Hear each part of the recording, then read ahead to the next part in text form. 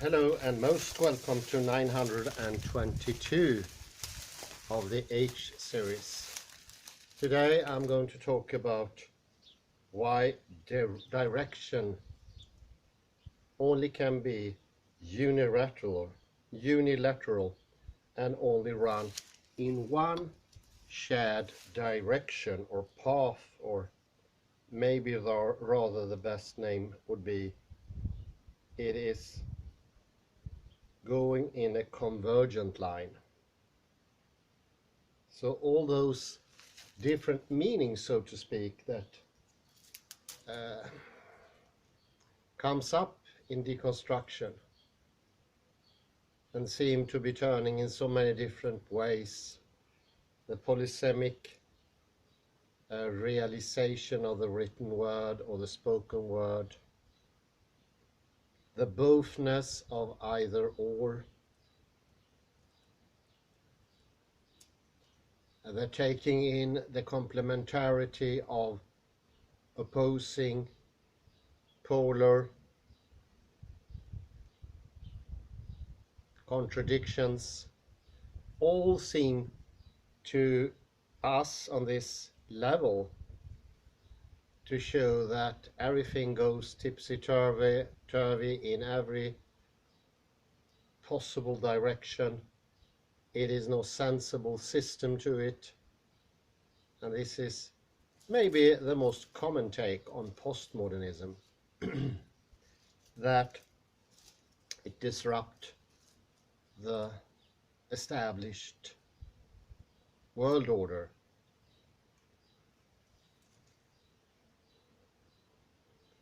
And this is the paradoxical way of many ways, and how meanings evolves, comes up, establish themselves and linger on.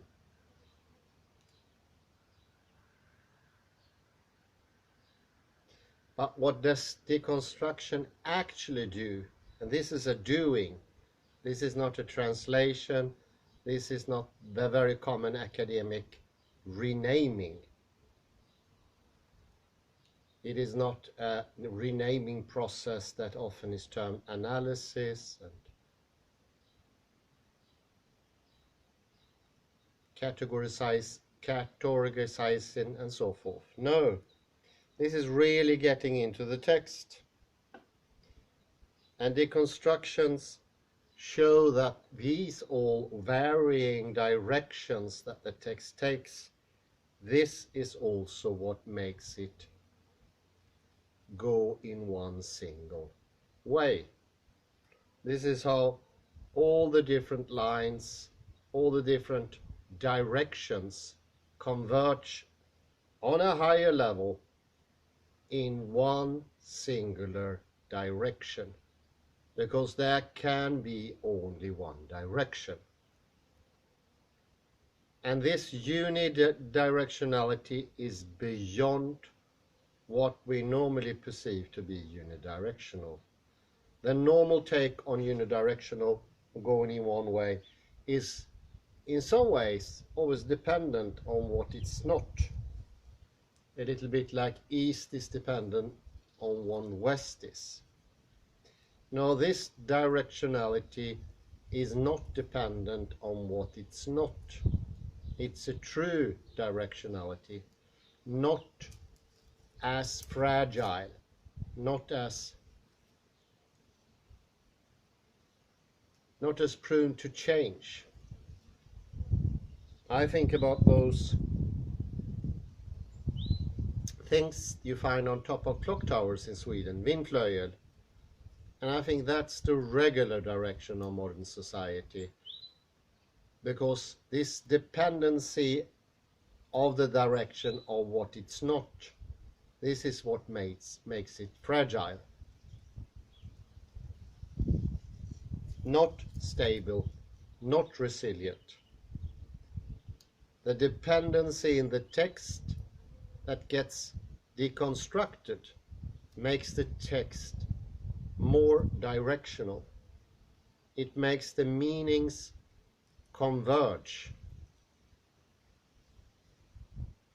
This is similar once one discover that fractality is the making of reality, and for us to get stable, resilient, we need to sort of open up to fractality, let fractality come into the system, and also that we ourselves become more fractal. In that lies the strength.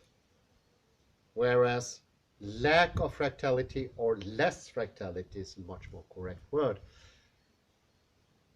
If you have less of fractality, you also have less of that resilience that comes with the fractal, chaotic organizational system.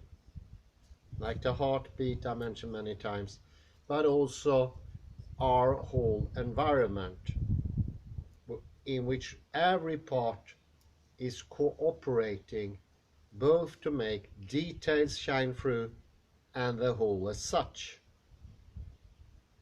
Whereas our normal take is to focus just on one side and let that side become dependent on what is not, and thereby creating both distance and a barrier to understand both the specific and the general. Both disappear at the very same time. Why is that? They are in fractality, chaos theory, and physics complementary. They strengthen each other, even though they are completely opposite to one another.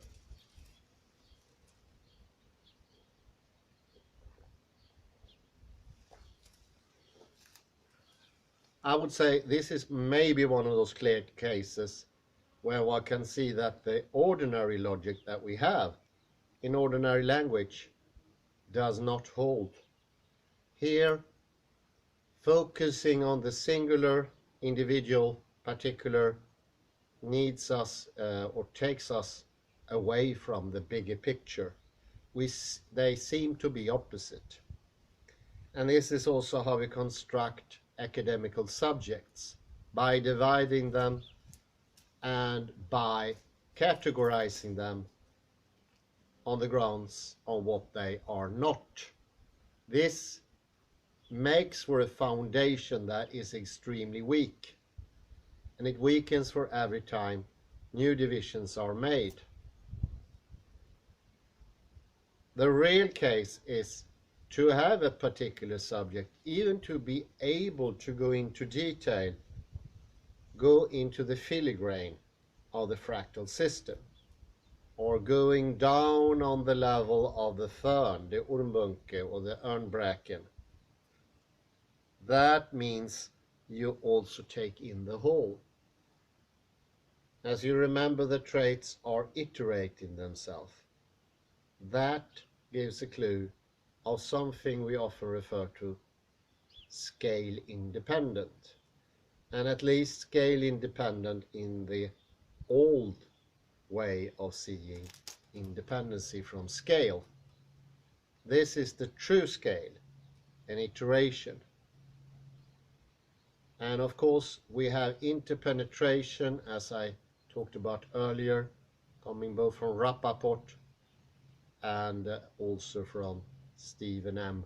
Rosen.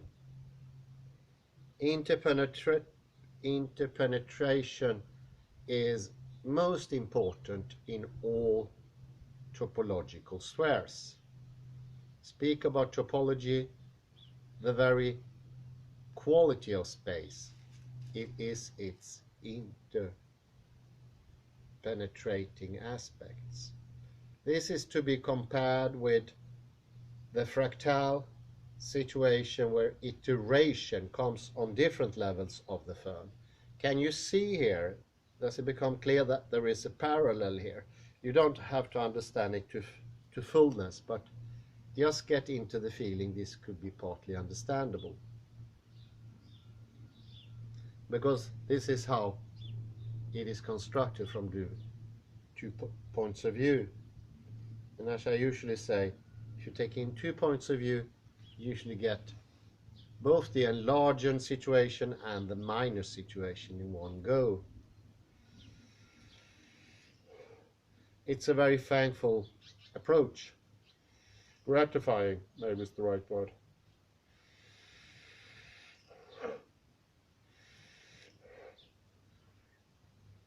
So this is the interesting aspects of oppositions. Deconstruction doesn't defy opposition. It doesn't take them away. It shows the inherent normal take on oppositions that weakens the text.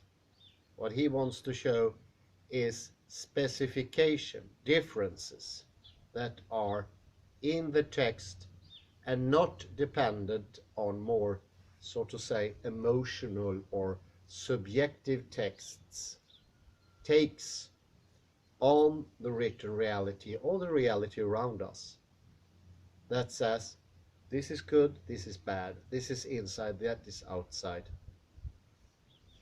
So it's a level of subjectivity, and this subjective is of course much more fragile.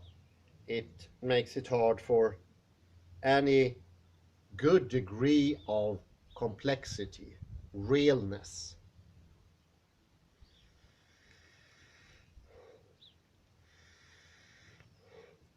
You can get into that feeling during an ordinary day. Once you are awakened, you will be in a mood that, at least for most of us who are not very jerky early on in the morning, we feel that everything is black and white. It's either good or bad. The people we meet early on are either termed completely good and the other ones are completely bad.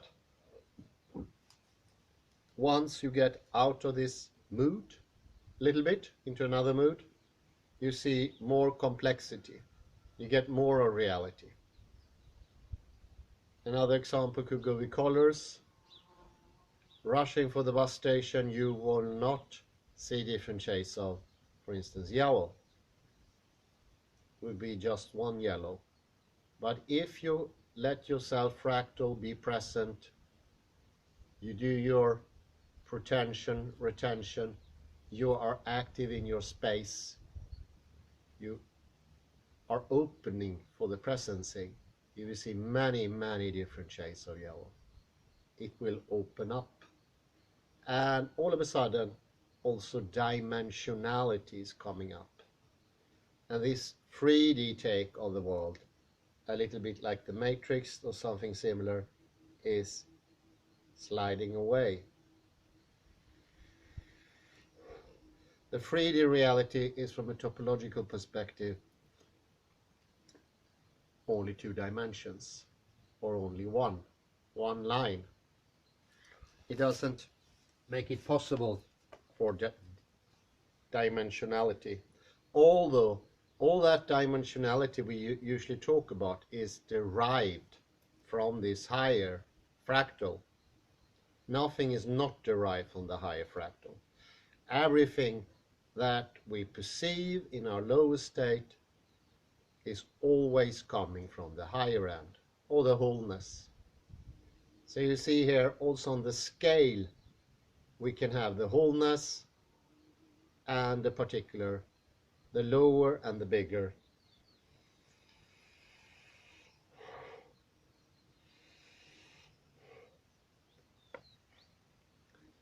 We can also see, and this is correct, the sinus curve of a healthy heart, hopefully my heart now when I'm talking to you.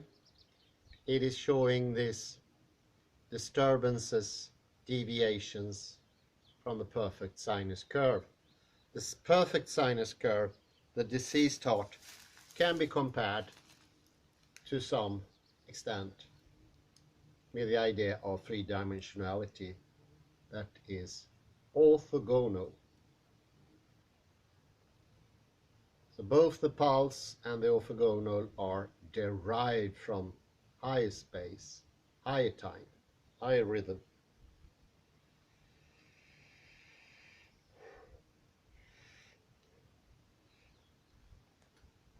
This lesser heartbeat of the fibrillating heart is easier to describe also mathematically, whereas the normal heart rate is almost impossible.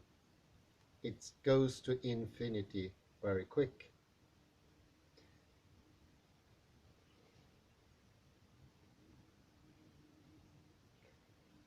So I think maybe it's becoming a bit clearer here, the connection between chaos theory and fractality.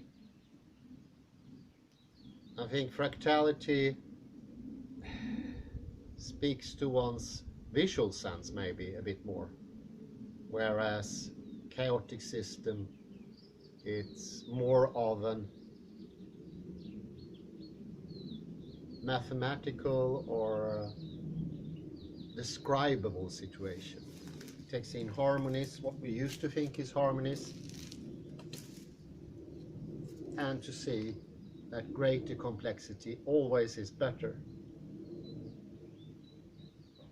And greater complexity calls for contradictory disturbances, paradoxical disturbances, and it makes for a very healthy heart.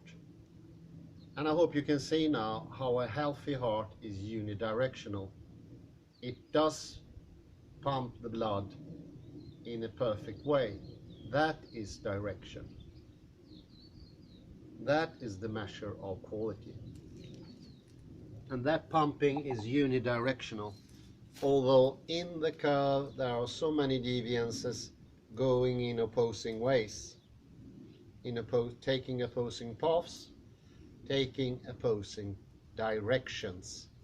But a heartbeat itself is just one converging direction. Nothing less, nothing more, while even something more. It also gains its force by being in one direction. So oddly enough, this also creates this understanding of the world that can grow and grow. Understanding itself is part of fractality. It's not outside.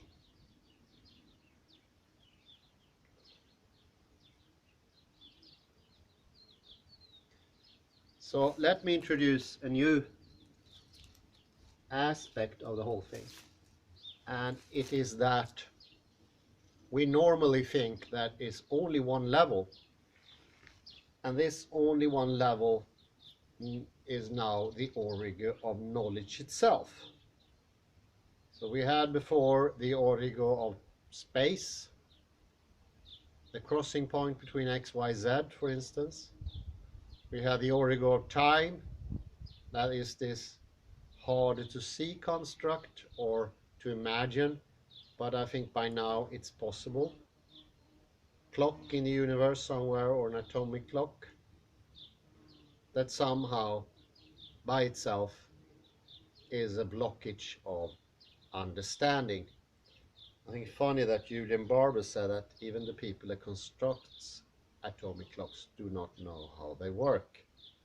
They work according to a pace. They do not measure time directly.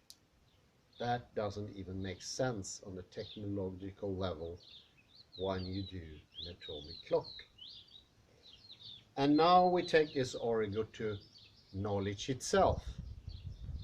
We usually think of knowledge, the origin or the origo, looking at knowledge, be situated somewhere undisclosed,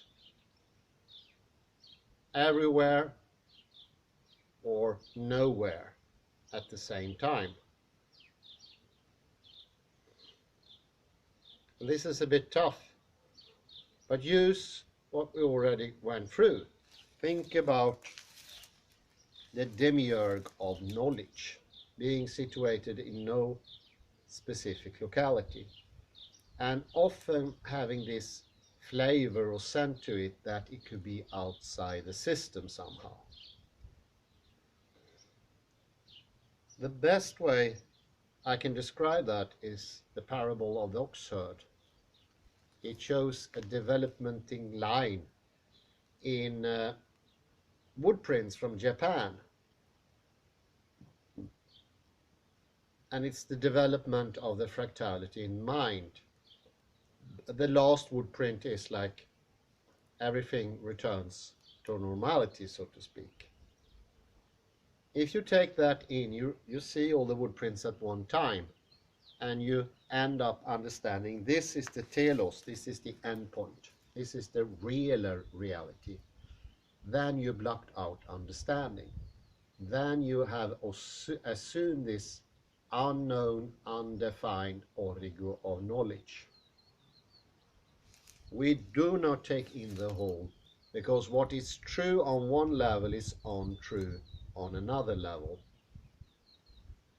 This is of course to do with the chaotic structure of knowledge, time and space. For each level there are one strange attractor, one harmony and one direction. That means that truth can't be the same on all levels. It is striated. And this is something Rudolf Gachet goes into, that once we start to understand that the subject is absolutely necessary to get into the text, to reality, to perception, we also realize that all subjects are different, and that they can become less or more fractal. More fractal means that a new system could establish itself, that sort of turn over the old system. But the old system doesn't disappear. Neither is it the subpart of the newer system.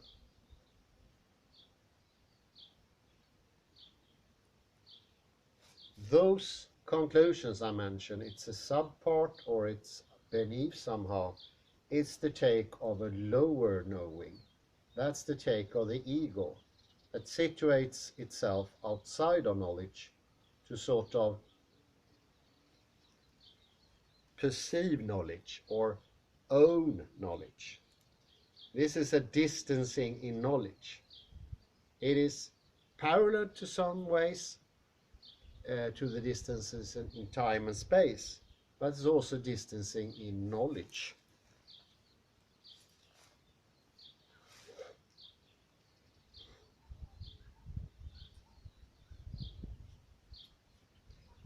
Remember the heartbeat.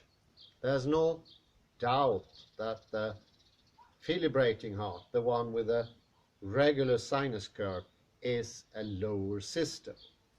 It doesn't have the same directionality. It will kill the person that is suffering from it if not a defibrillator is brought into the system and used. That will take the patient or the person to a higher level of complexity, where nothing in the lower holds true anymore. In the lower one, the sinus curve was an absolute prerequisite that even that would work. When even the sinus curves disappear, the heart stops. The person is suffering a cardiac arrest. So there are different things in different levels. And this is not the take in academia today, neither education. There is one truth on all levels, and that actually takes an idea, or rather a perception, of us being situated some outside of knowledge. Once more, it's Thomas Nagel and the perspective from nowhere, or a world at large. But in this case, it's not time nor space, it's knowledge itself.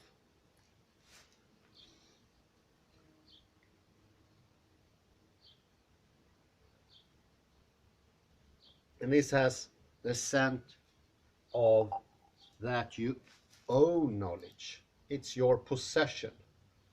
The ego, in the same way, it takes possessions of the object. They get simultaneously constructed, ego and object. The same thing happens with time. We own, so to speak, the moment, the present, and thereby getting further away from time into the rhythm of time, becoming less fractal, blocking out Past becomes absence, future becomes absence, and we are diminished. We are lower on both sides, both me as perceiver of time and time as an objective tendency. It's an interactive fractality between me as a perceiver of time and time in an exogenous field. The same goes for knowledge. Both knowledge itself is diminished, but also my knowing capacity by this lower take.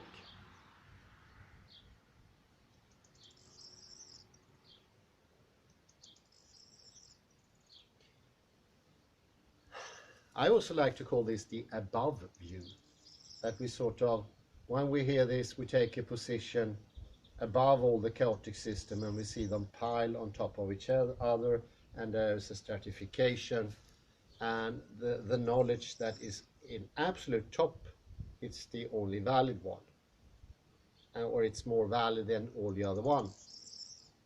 And textbooks in the West, they only have one answer. They give the whole impression of the ego being situated everywhere and nowhere at the same time. You are not in a relationship with knowledge. Where you are in your knowledging position, so to speak. And this is of course not XYZ. It is not the fractality of time. It's more like your knowledge take on reality as a person. Your deep innermost fractality, and that is always different from different people. And the degree of directionality, the, so to speak, quality. I say quality without trying to refer to something outside, a determining quality that can be seen from the outside. The quality is more that the higher up, the more coherent the system becomes, the more unidirectional, the stronger it becomes. And that's not an outside property. One could say, and this could help us deconstruct this, could say it's an inner property.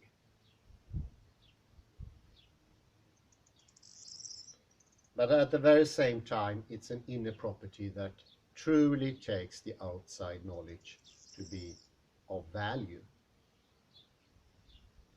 Whereas the idea that you are situated outside means actually you devalue the world. You're not in the world fractally anymore.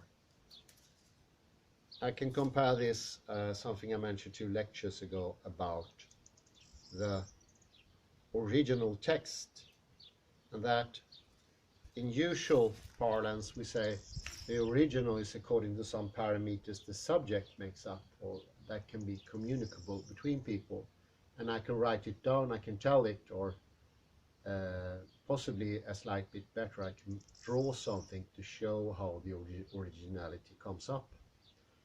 And this is instead of reality itself tells what is the original. I'm quite sure this was what used to be the case. You got into your things, and by developing your own fractality, at least someone, maybe in the Middle Ages, could see this from original. Only by getting into the fractality, if that would be deemed to be only. That is, of course, the greatest. So this take on knowledge we have today, it's a distancing, but it's also a devaluing of knowledge. It's a little bit like, this is just a tendency. Don't take that to be the real McCoy, real how it is. But when it comes to time,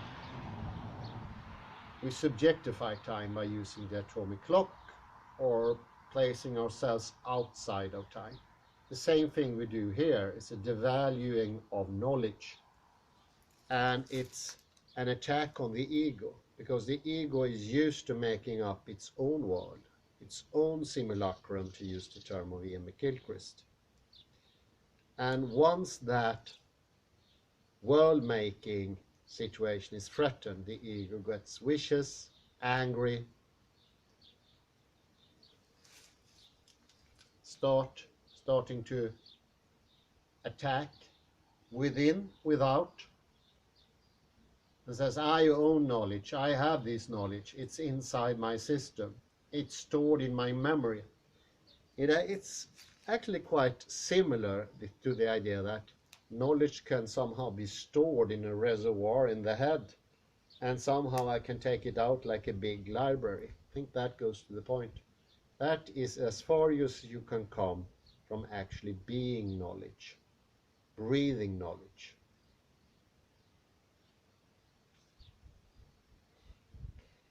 Let me put this up into 3 points. Let's see here. Take a snug on my pipe.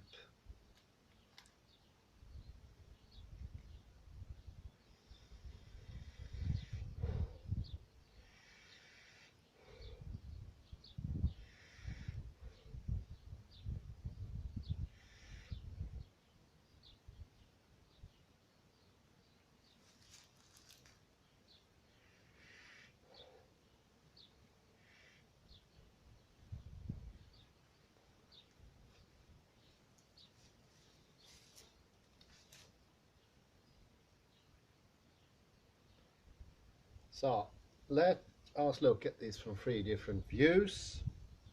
That always helps to get into a new subject, new area, which knowledge is. The first one is very much from Robert Magliola. There cannot be any world at large here. There cannot be point for nowhere.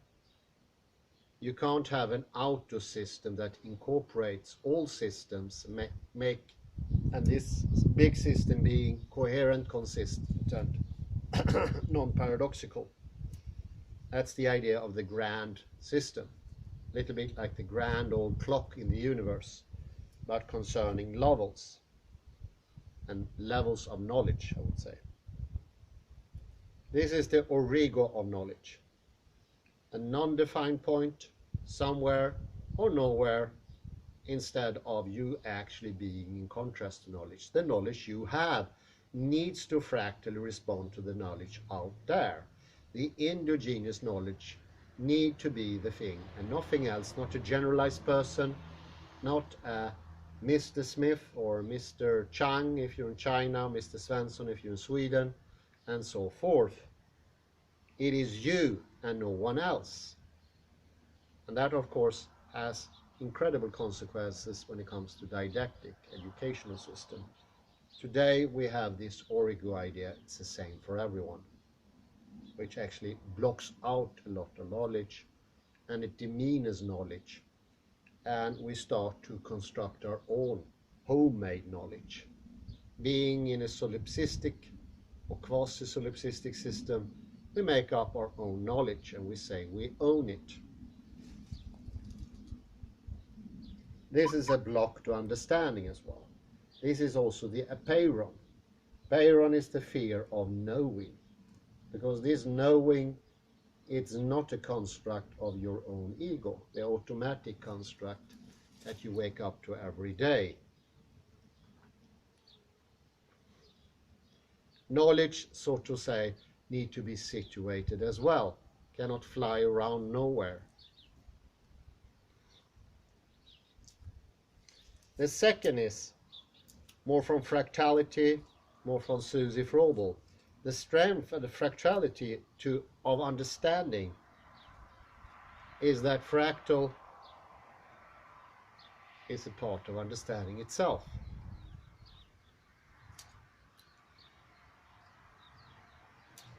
And understanding never started somewhere outside the system. We have always already been in the world.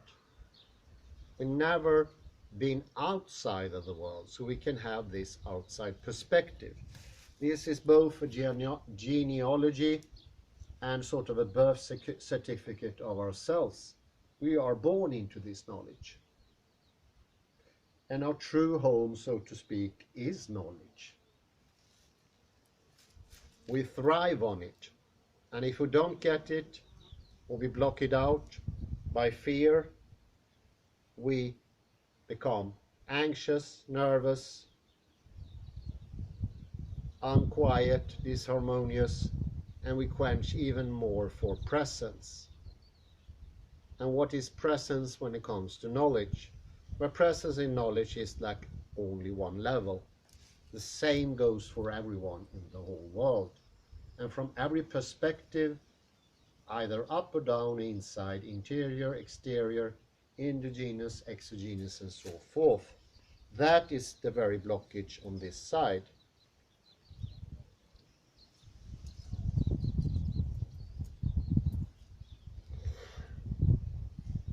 And this is also a knowledge that is interpenetrative.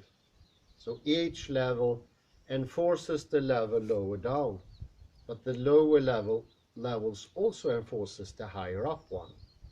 So if we would to have some development in knowledge in the Western perspective, all that comes higher up will suck up everything that is underneath, and the only one level will be interesting. There is no interpretation there. There is simply the matryoshka where each level is completely and utterly separated. So you only lead the last level. It's a bit like you taking a course, and the course goes over 4 years, and saying, oh, the only thing you need is the last semester, or the last week of that semester, or the final test, or the last part of the final test, something like that. You hear where this is going weird pretty soon. And to take a third example, going into the East. In the East, it has always been multi-leveled. Knowledge is sort of didactically adjusted to whom learns it, what level that person is, and there is also already a striata in knowledge.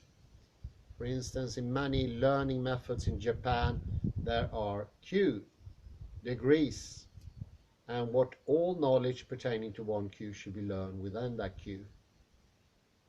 And to skip a step, it's out of question, never happens.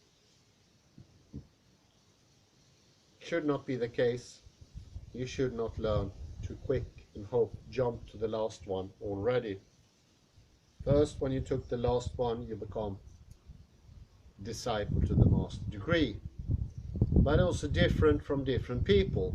We are all different fractally. And in the West, we have always ignored that.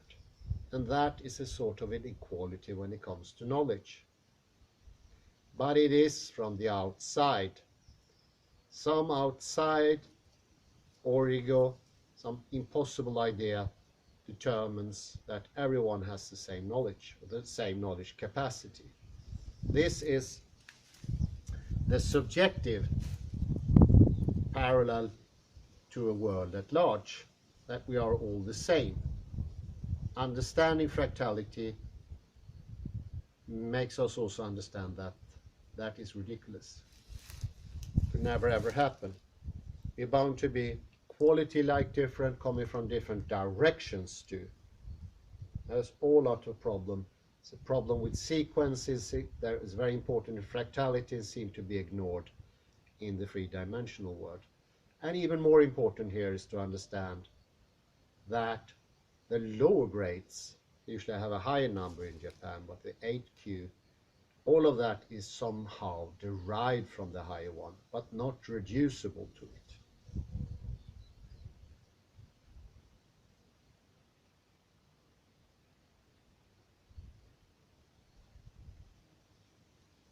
So what happened in the French Revolution? Well, by making everyone equal, we created greater inequality, because that does not take into consideration the difference in people. And all of a sudden, what happened afterwards was everyone's fight against everyone else. And who won? It was the stronger one. Whereas the old system made everyone have their slot, so they could have a decency of life that would be quite sufficient for them. But after that, with a singular knowledge, so many people could not have enough knowledge according to one level, and they start to deem themselves unknowing, stupid, of lower grade, so to speak. What was constructed with these Enlightenment ideas was a greater amount of inequality. The whole thing was based on Newtonian / Cartesian ideas, and it was also blocking out knowledge to a considerable degree. It's no wonder we call the modern day the age of knowing. In Indian terminology, it's called Kali Yuga.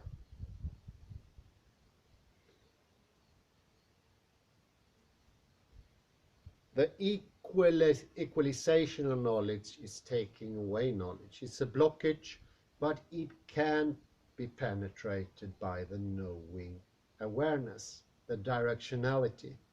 Go into it, and you will start to understand you start somewhere in this world, not outside of it. And already that is something that brings a feeling of being at home in knowledge. It's not an enemy, it's not something distant.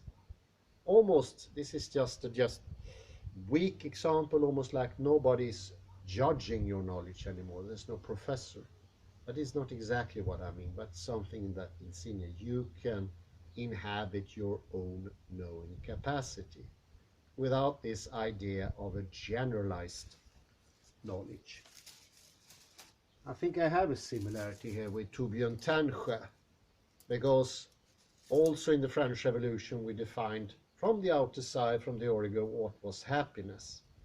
And happiness somehow was defined to be having equal wealth. That's a point from Origo.